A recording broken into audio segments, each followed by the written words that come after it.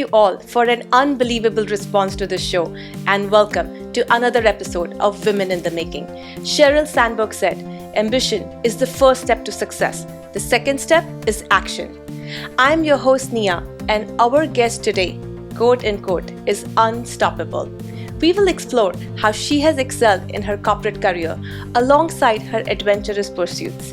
Join us as we delve into the secrets to her success and her exceptional ability to juggle multiple passions. She has shown us that breaking barriers isn't just a possibility, but a reality. Please welcome Nitya Gupta. Nitya, welcome to the show. Thank you, Nia, and really happy to be here. You were fortunate enough to grow in a home that emphasized equality. Can you share some key moments from your childhood that shaped your journey today? That's a great question, Nia. I'm one of those individuals who was very lucky to grow up in a household or an environment that there was no inequality between genders. I have two brothers. In fact, all my cousins are also brothers. So, in fact, I was lucky in a way to be the only girl child in the entire extended family. But going back to your question, my mother was a career woman. She was a physician. My aunt, my extended family, the women were all working women in different fields of life. My grandma was also looking at the businesses that my granddad had.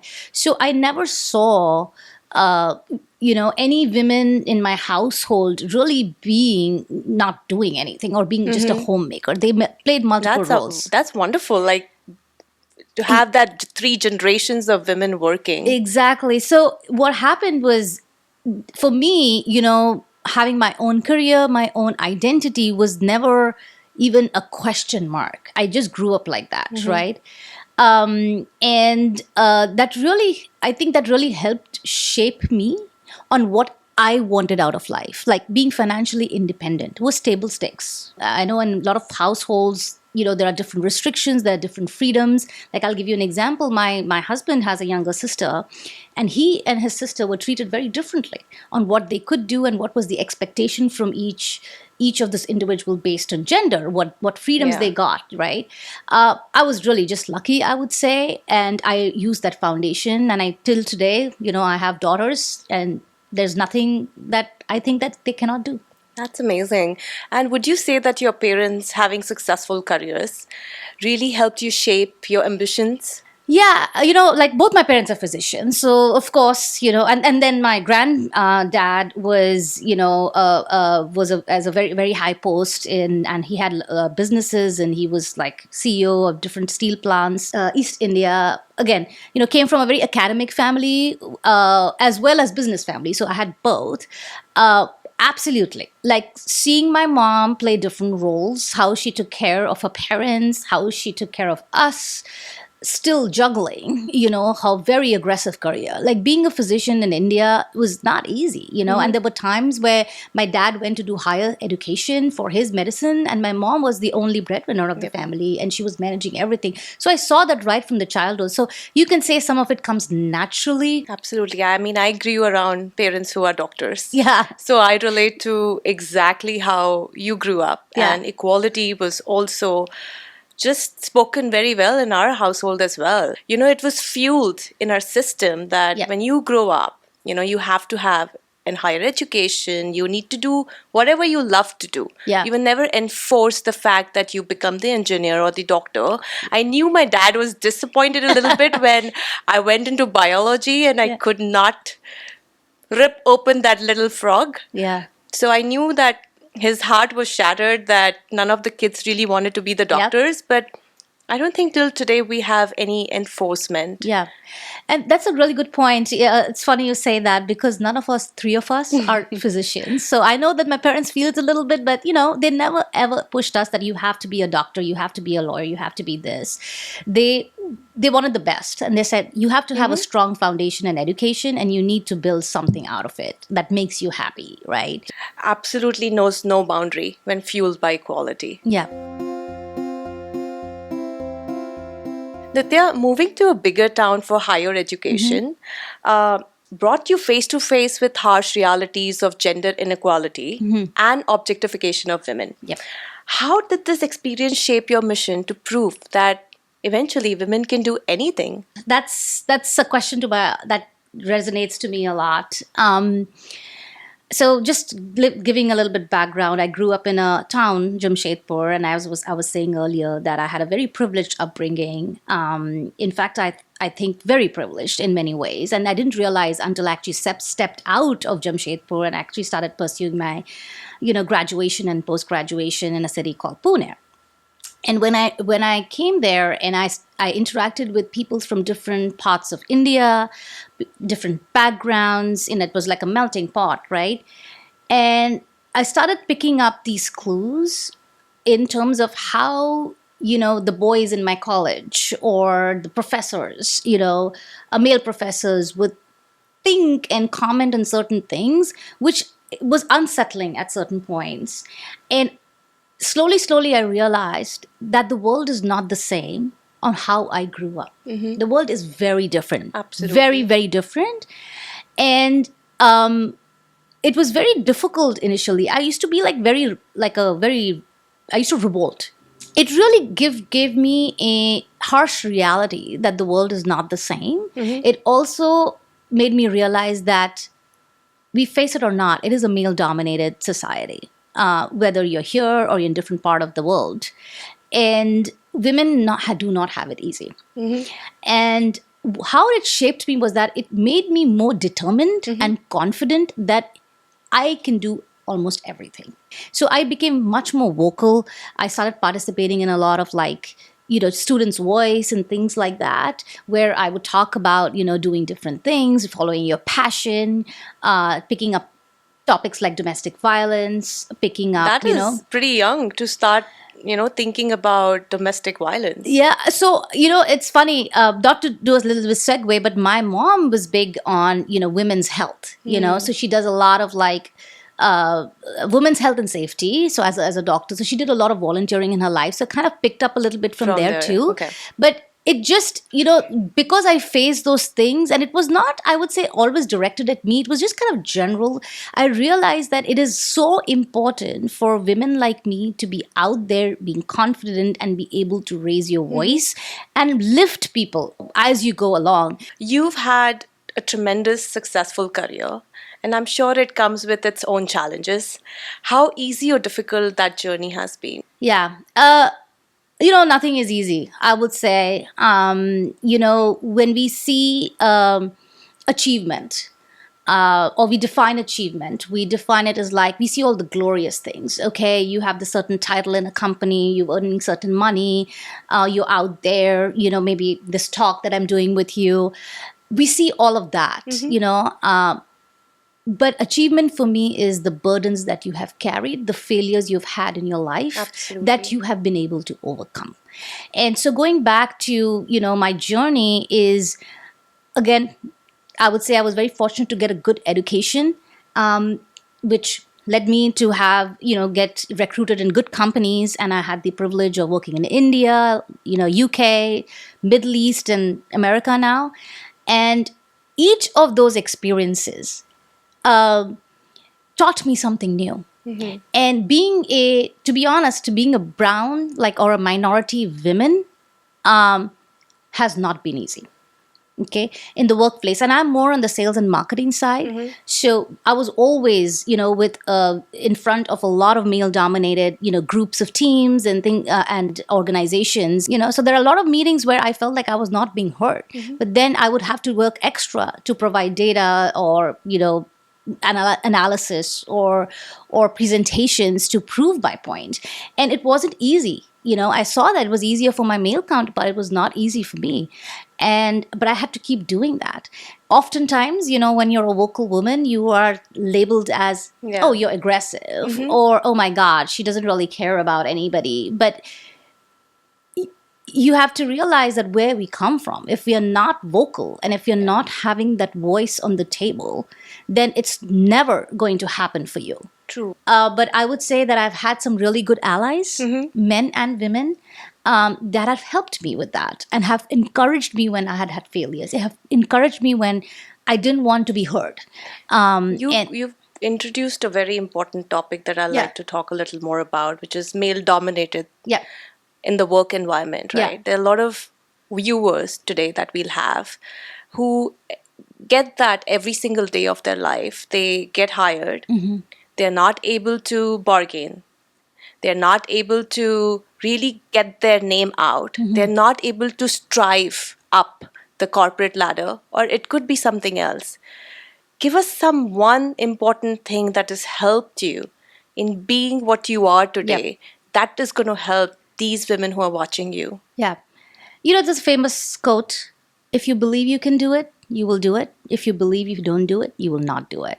You got to believe in yourself, and you got to believe in your worth and understand your worth. Never compromise.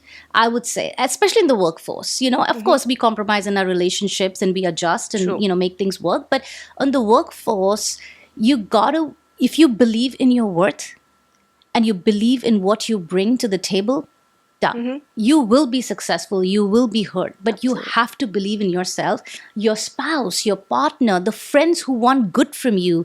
Listening to these podcasts, reading books, or whatever works for you, right? It's very important to believe in yourself. Some people are gifted I love and they that. have the confidence, but some people may have to be pushed a little bit. But surround yourself with people who want good from you. So I would say it really starts from investing in yourself, believing in yourself, and believing on your worth. I absolutely love that. And I think challenges are not roadblocks, they are just little stepping stone towards your journey to success. Nitya, you're not only successful in your corporate career, but I know you have a deep, deep love for hiking. You recently conquered Camp Muir, which, let me tell you, it's one of the camp base for Mount Rainier here in Seattle, Washington. The elevation is approximately 10,000 feet. So that's huge. I love hiking, by the way, but I don't think I can really do 10,000 feet. So hats off to you, kudos to you. And you also had a recent hiking trip to Peru. So tell us, how did it all begin and how this hiking enforces you to be successful even in that genre? Well, first of all, you can do Camp Muir, let me tell you that. So, I've always been very physically active in my entire life. A lot of people don't know, but I used to be a national champion for martial arts back in my teenage years. And it taught That's me a lot of amazing. discipline more than anything else. And so I was physically always into sports and things like that. So when I came to Seattle, I was looking to what to do. So I started hiking, started dancing, but then, had kids and a growing career. And you know how it is, it's difficult because hiking takes time. And so I got back to hiking, serious hiking, sometime around the pandemic. And then just started small, those 2 miles, 3 miles, 4 miles, and it became more and more and more. So that's kind of what my journey is. Camp Muir specifically, I didn't know what to expect. I was like, yeah, I've hiked so much, I had that assumption. Yeah, it'll be easy. I'll be able to do it. Yeah, it may be a little bit challenging, but oh boy. Like I didn't realize that how the altitude hits you unless I actually started climbing. And it's funny that none of my friends experienced it, but I did. So it was a little bit more like, oh my God, why am I getting Was this? it the breathing or? It was just I was nauseatic. My head was spinning, and I just didn't feel good. But I keep going back to the support system that you had. I had a great guide with us, Preeti Suri. She's actually a local Seattleite, as well as I had a group of friends who were with me, and they were just kind of saying like, you're such a great hiker. This is just temporary, and just the positive affirmation and support. So I don't think I did anything exceptional except like, you know what, I've come all this way, I'm going to do it. And then just with the support of my friends, I was able to overcome it and climbed and came down and everything. Same thing with Peru. I experienced actually more severe altitude sickness where they felt like they needed to evacuate me after day one. Because my oxygen level was really low, my heartbeat was very high, and there was a chance that I would go into pulmonary edema. But I was just Determined. telling myself, I'm going to overcome this, I'm going to get better, and I'm going to climb Salcante Pass, which is at 15,200 I wish we all feet. can get that 1% of positivity from you. It's So, flowing all around here yeah, right now. I've just been always very determined. I have goals in life. I set goals. A lot of my friends say, "Oh my God, Nits, you have these, crazy amount of goals." I'm like, if I have a goal, I'll hit it.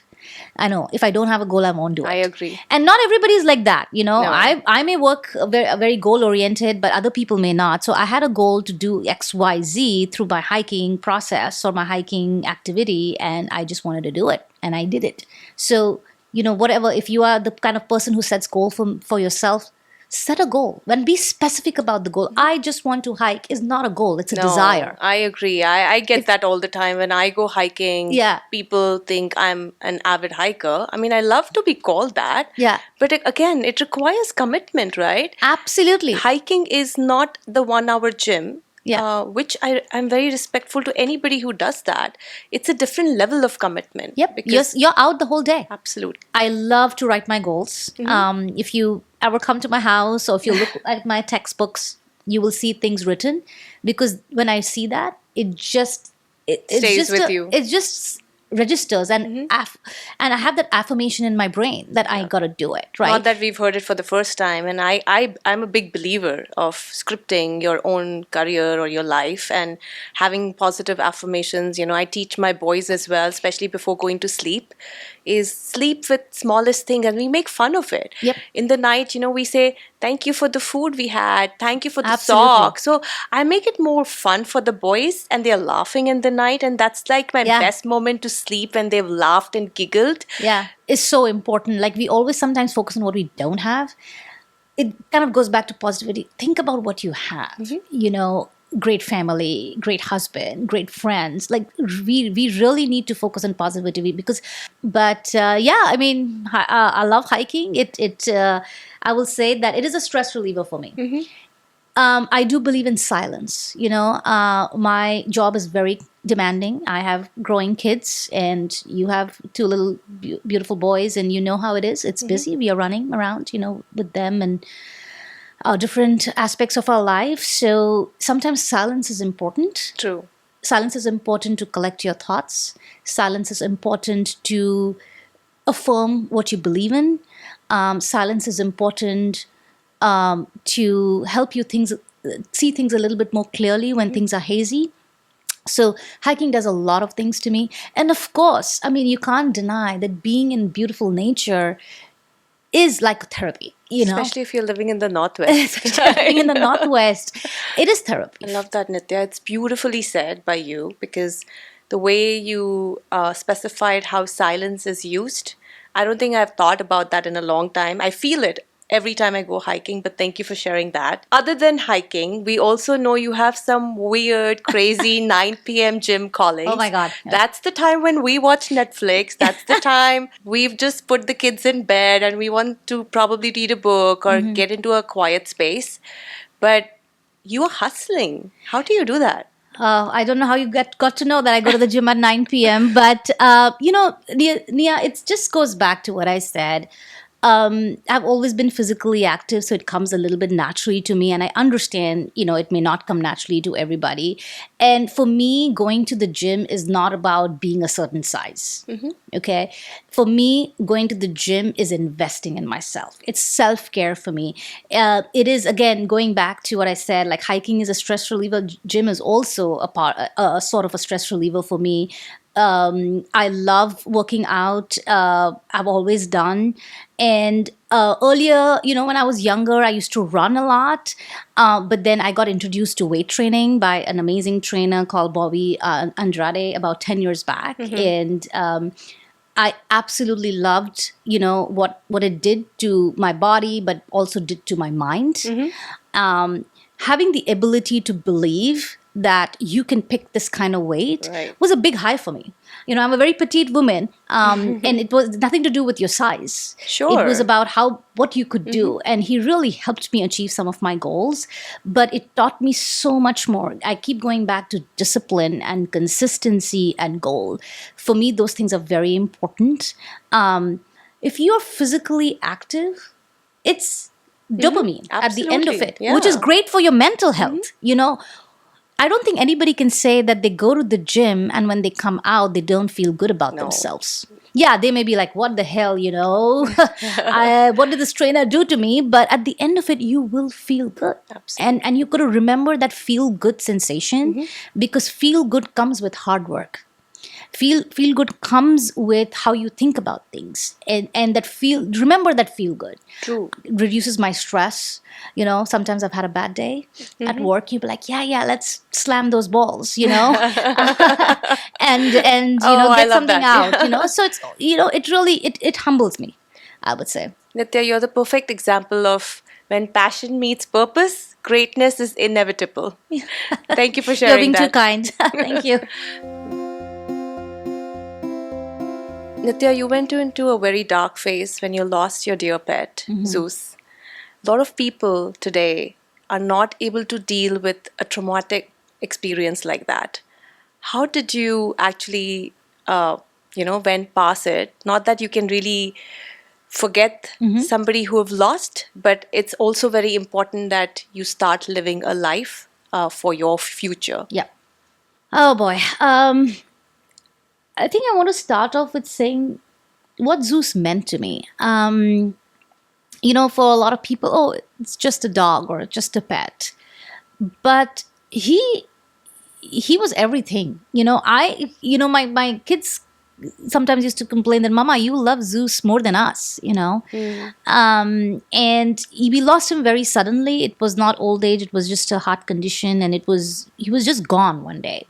And so there was no preparedness that I had. And he used to follow me everywhere. He used to be with me everywhere. Whether I was sad, whether happy, he was there. He was always there, 24 by 7. Cute. So when I lost him, first of all, the shock of it was, I didn't know what happened.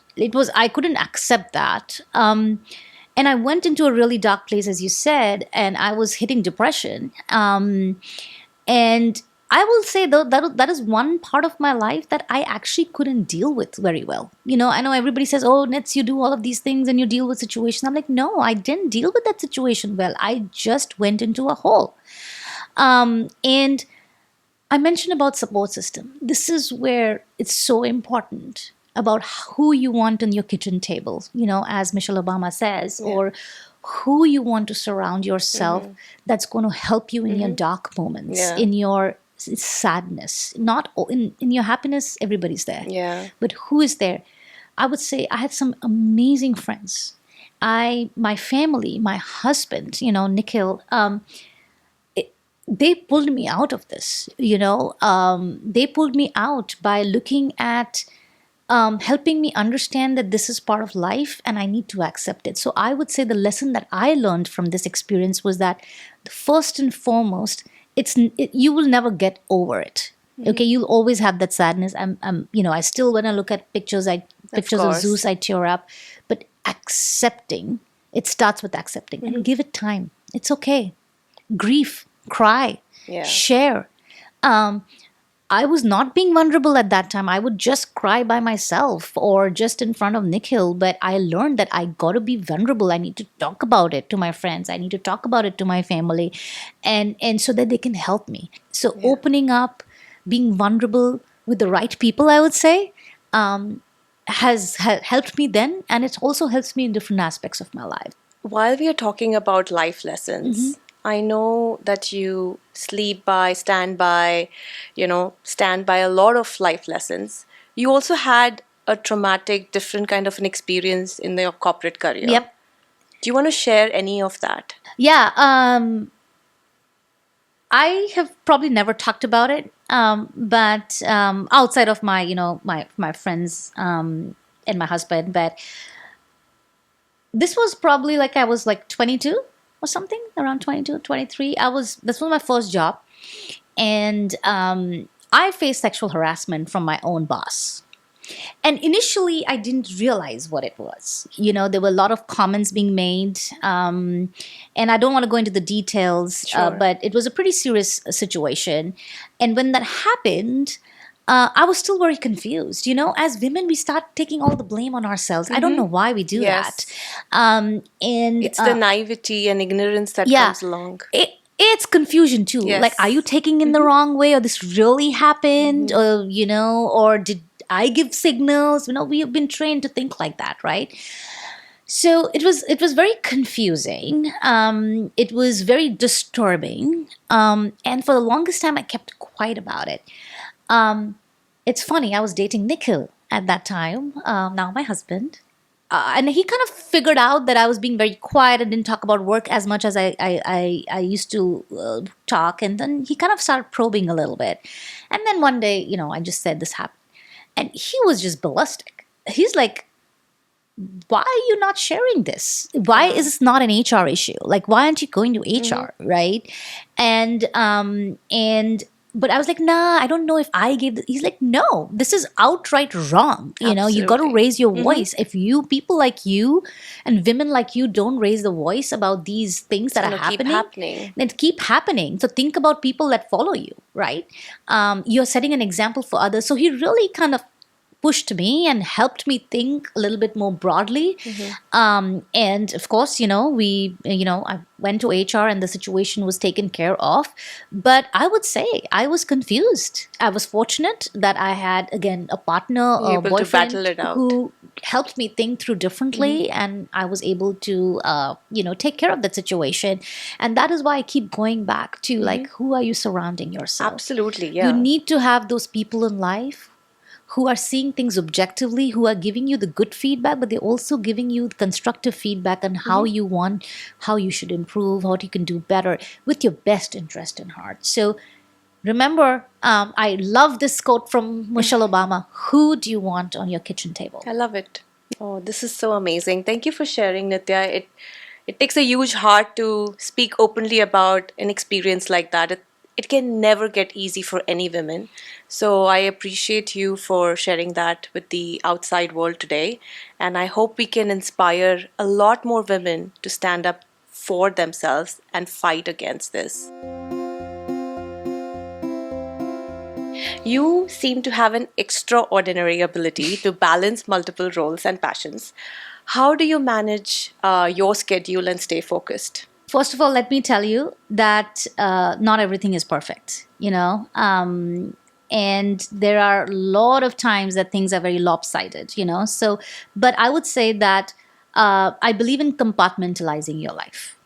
And if you don't compartmentalize it, you will always be unhappy about not doing something, right? So what I mean by compartmentalizing is that there's work and there are certain hours you work.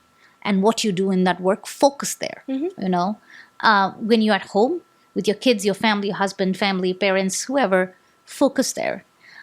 When you're with your friends, have fun. When you're traveling, travel. Like, don't try to bleed too many things, and it's not easy, by the way. There is Especially times with the when distractions we have in today's world. Distractions is overload of work. Like when I've traveled, I've also worked. It's not like that I've always, completely been off the grid when I'm vacationing. But for the most part, if you can compartmentalize your life based on what interests you and what passions you have, I think it is a little bit easier. But don't take it so seriously, like, oh my God, I'm not doing, like, I wanted to go to the gym 5 times a week, but I couldn't go because I had all this work. It's okay. Make it up next week, So don't be very harsh on yourself and be able to be agile.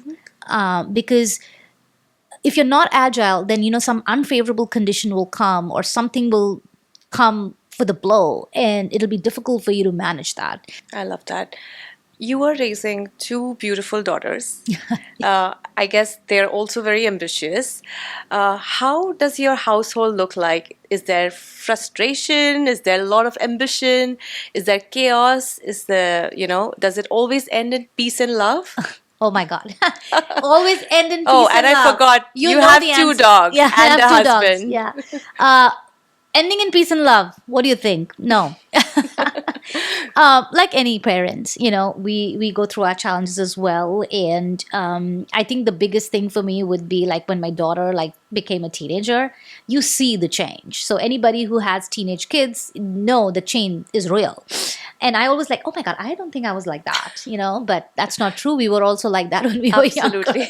But Nick and I, our parenting style is, we have certain values, and we are very particular about those values, and we don't dictate what you should do and what you shouldn't do, because today's kids are very different from what we grew up. They have a lot more information, they have a lot more peer pressure, they have social media, They do. they have information flowing from all different angles. We didn't have all of that. And they have AI now. They have AI. So in our times, we grew up like what parents said was it. What it was it. But that's not the case. So they are way smarter, and they have way more access to information that we ever had. So our parenting style also needs to be adjusted. So Nick and our parenting style, not that we are doing everything right, I would say, but our style is to really focus on the values and help them understand the consequences of things. Good, bad, ugly, That's very everything. important. It's very important for them to understand the consequence of the action. It's very important to let them fail. If they're not learning how to fail in their younger days, it's only going to be harder when they're older. I mean, the Asian parents also make it a little more harder. Oh, on their absolutely. Kids, right? Like, I'm sure I'm bringing my, Indian parenting into the picture, but I would say that I have a partner who didn't grow up in India, and so his style is, he kind of he keeps me in check when I get into that mode of like, oh, you should do this, and so it's really about like going back to the value system and letting them explore. Like my older daughter wants to be a neuroscientist, my younger daughter wants to be a painter, but then I'm like, oh, do you really want to be, like, if I go into that path, like, okay, why do you want to be a painter? Like, this other profession is amazing. Again, difference of opinion there, but I don't think that's going to fly well with them. That means what I'm doing is just curbing her dreams, or she'll start thinking, oh my God, my mom doesn't like me being a painter.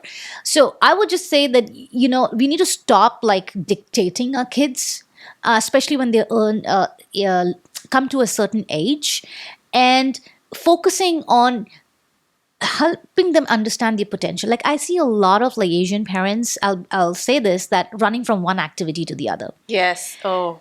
So, and there's a lot of peer pressure. Oh, are they in We this feel class? our house is too quiet. Our kids don't barely do any activities. So. And, this activity, and, oh, did you go to this class? Did you put your kid to this class? I was like, why are we doing all these classes? Like, if they have no interest.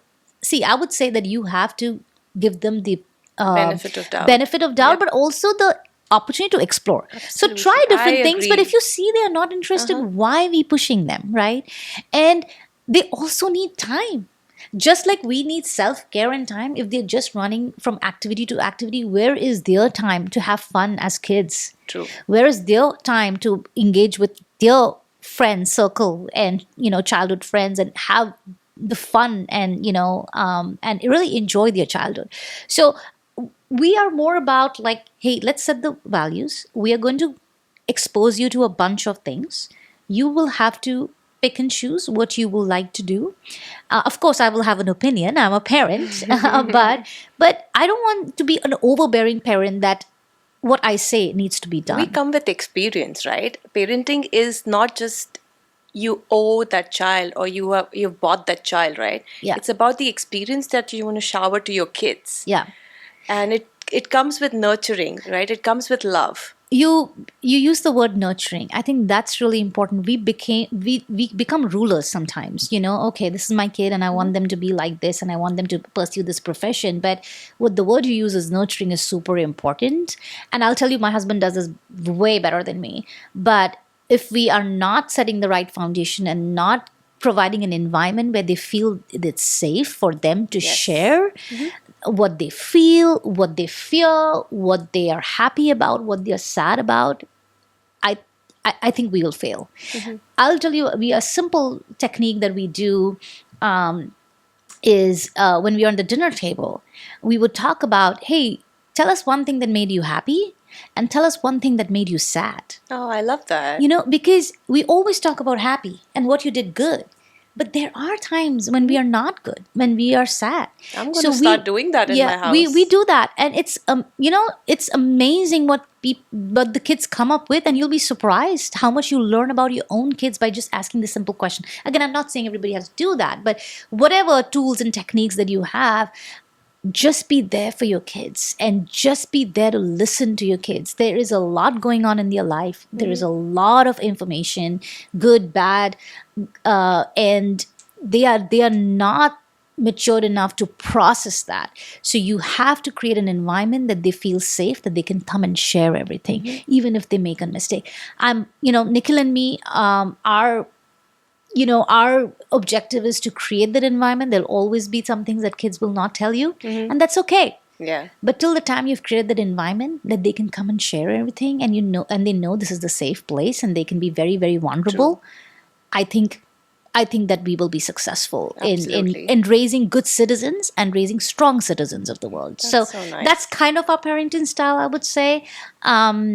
Again, not saying that's the best way to do it, but that's what we follow in our household. I think that was very impactful, and I always feel that finding equilibrium, in the chaos of life is worth mastering, and I think you're doing that. And I just learned so much from you today. And with that, we are coming to the last segment of our show, which is called The Burning Questions. Nitya, tell us a secret nobody knows about you. Oh my God. I have a lot of secrets, but okay. It's not really a secret. It's kind of a funny incident. I love funny.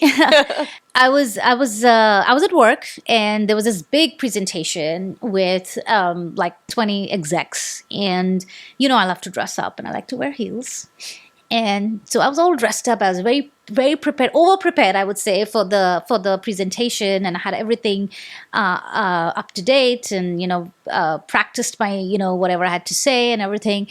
And then I walk into the room, and all these people are sitting, and I fall face down on the floor. I'm laughing. Yeah. My heels got stuck in the door, and I fell straight down. So of course everybody was This is before an important presentation. A very important presentation where I was seeking some dollars for some project, and it was really first of all, like, everybody was worried that I fell, but at the same time, it was very, very embarrassing, and just shook me up. Like, oh my God, I was so prepared, and then I fell straight down in front of 20 people in a room because of my heels. And then some people made comment like, yeah, maybe you want to remove your heels. But the funny part is one of the heel broke. So I actually did the presentation without shoes for the whole time, and I'm shocked, right? So it was just funny that I wanted to share with. No secret really, but it was just a funny moment where the lesson is that you can be really, really well prepared, but something may come as unexpected and jolt you up, but you go with the flow. You do what you're supposed to do. Love that. Thank you for sharing. Tell us one of your favorite quotes. Favorite quote. Actually, there are a lot of favorite quotes, so it's hard for me to pinpoint on one. But I will leave you with a favorite song. Is that okay? Mm-hmm. Of course. Okay. So this is back in my teenage years, and somebody introduced me to this song. It's called Sunscreen. And I would really encourage... Sunscreen. Wear sunscreen. And I would encourage everybody to just listen to it even once. Mm-hmm. And I would love to know what you think about it, Nia. But so the little background about that song. It was actually an essay that was written by a Chicago Tribune writer, Mary Schmitz, in 1997. And it was such a well-written essay that one of the deans of the MIT college took that essay and, made a short version of it and produced a speech for the 1997 MIT graduates. And what happened after that, it was so popular and resonated with people so much that a song was made, Wear Sunscreen, by... How wonderful is that? By Baz Luhrmann. Mm-hmm. So I would encourage everybody to just listen to it, because you will be just taken into a different world of how real that song is. It talks about, um, you know, uh, we talked about, knowing what you want to do early in life. And he talks about, yeah, he knows about certain interesting people that even at 40, they don't know what they want to do. They're the most interesting people. They talk about how to remove negativity. I mean, there's a lot of great, like, one line nuggets. It's a beautiful song. Please listen to it. I listen to it a lot. And especially when I need that little boost and that little motivation, I listen to it more. In fact, I was listening to it while coming to your house. So please listen to it. I think it's got a lot of great lessons, and it's really, really dear to my heart. I make my kids listen to it as well, even though they may not like it. I'm like, no, you got to listen to it. Think about it. It's like almost 20 years old, but it's still very popular, and it still resonates with me and a lot of people who've heard it. We're coming to the end of the show, and my last question for you is, give us one defining moment or a person that you preach has helped you shape your life. So, Nia, can I pick two things? Yes. Okay. So I'll pick a moment and a person. And moment may sound a little bit cliche, but it was when I realized what it is to be a mom. Not when I gave birth, but a couple of years down the line, when I naturally, organically realized that what it was to be a parent, that you're responsible for another life, but not just responsible for the safety of the life, but how do you raise a child to be an adult with the right values and the right principles, right? And generally, I'm not a very nurturing person. So motherhood didn't come to me naturally. So that's why I said it took me some time to realize. And when you realize, I'm like, oh my God, that's a lot of responsibility that you don't know, and you actually decide to be a parent. So I would say that was a very defining moment, that there is somebody that, this complete selfless love. There is a responsibility about giving the right values. It's a responsibility of doing the right thing for myself so that they learn from us. They are watching us every day. So it's very important for me what I speak, what I do, how I walk my life, how I treat others, because they're picking these things up. So I think it made me realize how important it was, the role of a parent. We read about it, but you have to realize it on your own. And so that was one moment. And the person, I would say I'll pick two people. One is my husband, Nikhil, because he has taught me a lot about parenting and nurturing that didn't come to me naturally, as I said. And I'm very, very grateful that he's in my life. And he is an epitome of equality. Being a male and grown up in actually a male-dominated family, it's very different from what he is. Not a lot of women say like that about their husbands. So kudos to you and him together for the bond that you guys share. Yeah. I mean, I really cherish that, because he is an equal partner. There is not like a 60-40. And, it is a 50-50 partnership in every aspects of your life, whether it's financial, whether it's career, whether it's family or household. We are 50-50 partner. And I absolutely love that and appreciate that. And I know I'm going on and on, but a public figure is Michelle Obama. I keep going back to some of the things that she says really speaks to me. But my most favorite thing is, who do you want on your kitchen table? That is really dear to my heart, and has helped me have a very strong support system, have the right people in my life who help me, encourage me, and support me in all aspects of my life. So, love that. Thank you so much, Nitya, for coming to the show, Women in the Making. This show is all about inspiring other women who can carve their own path, own success, and share their own responsibility. They are not dependent on anybody. They are their own women. And that's why we love to bring people like you who exactly know where they are headed, and they can really resonate with so many women out there in the world who need us and need to listen to people like you. So thank you again, and please keep watching. Please like, share, and subscribe to the next episodes of Women in the Making. Thank you again.